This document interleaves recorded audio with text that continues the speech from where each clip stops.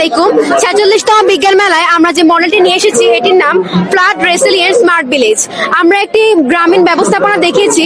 এই গ্রামটিতে আমরা এমন ভাবে সাজিয়েছি যেটি বন্যার সময় সহনশীল হবে, বন্যার সময় এটা বন্যাকে প্রতিরোধ করতে সক্ষম হবে এবং কি এটি বন্যার সময় সহনশীল হবে। আমরা এখানে যে ঘর বাড়িগুলো রয়েছে ঘর বাড়িগুলোকে উঁচু করে বানানোর চেষ্টা করেছি, যাতে যখন বন্যার সময় পানি উঠবে তখন সেটা ঘরে যেতে না উঠে এবং নিচ দিয়ে যাবে, নিচ দিয়ে যাওয়ার ফলে ঘরে আর পানি উঠবে না। এছাড়া আমরা সম্প্রতি কিন্তু আমাদের বাংলাদেশ একটি ভয়াবহ বন্যার সম্মুখীন হয়েছিল, যার ফলে অনেক ক্ষয়ক্ষতি হয়েছে। তো আমরা সেটিকে বিবেচনা করে আমরা এই মডেলটিকে বানিয়েছি। আমাদের যখন বন্যা হয় তখন যে গবাদি পশু রয়েছে গবাদি পশুগুলো কিন্তু বন্যার সাথে ভেসে চলে যায়। তাদের জন্য আমরা তাদের ঘরগুলোকেও কিন্তু উঁচুভাবে বানিয়েছি যাতে তারাও সুরক্ষিত থাকে। এবং বন্যার সময় বিদ্যুতের সমস্যা দেখা দেয়, তখন কিন্তু বিদ্যুৎ থাকে না। তার জন্য আমরা হচ্ছে সোলার সিস্টেম বানিয়েছি, সোলার প্যানেলের মাধ্যমে আমাদের ঘর বাড়ি আলোকিত থাকবে সোলার প্যানেলের মাধ্যমে। এই যে স্যার লাইট জ্বলে। তো তারপর হচ্ছে আমরা বিশুদ্ধ পানি, বন্যার সময় কিন্তু আমাদের খাওয়ার জন্য পর্যন্ত পানি থাকে না, বিশুদ্ধ পানির অভাব থাকে।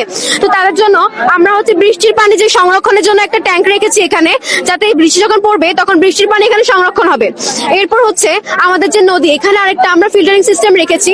এখানে নদী থেকে পানি উঠবে, পানি উঠার পর এখানে ফিল্টারিং হবে, ফিল্টারিং হওয়ার পর এখানে হচ্ছে এই ট্যাঙ্কিতে এসে জমা হবে।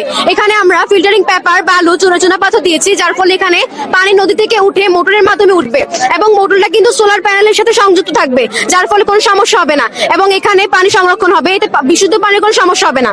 এরপর হচ্ছে কৃষি জমি কিন্তু আমাদের যখন বন্যা হয় তখন ফসল সব ডুবে যায়, অনেক ক্ষয়ক্ষতি হয়। তো আমরা এখানে সারি সারি ভাবে কিছু ভাসমান জমি রেখেছি, ভাসমান কৃষি, যেগুলো যখন পানি আসবে তখন অটোমেটিক্যালি বেশি উঠবে। কারণ আমরা হচ্ছে কচুরিপানা স্তূপের মাধ্যমে সারি সারি ভাবে এগুলোকে সাজিয়েছি এবং কচুরিপানা কখনো ডুবে না, কচুরিপানা নিজে থেকে ভেসে উঠবে এবং এগুলো যাতে ভেসে কোথাও চলে না যায় তার জন্য আমরা কোনো শক্ত কিছুর সাথে এগুলোকে সংযুক্ত করে রাখবো, যাতে আমাদের যে জমিগুলো এগুলো কোথাও ভেসে চলে না যায়। এর ফলে আমাদের কৃষি জমির কোনো সমস্যা হবে না।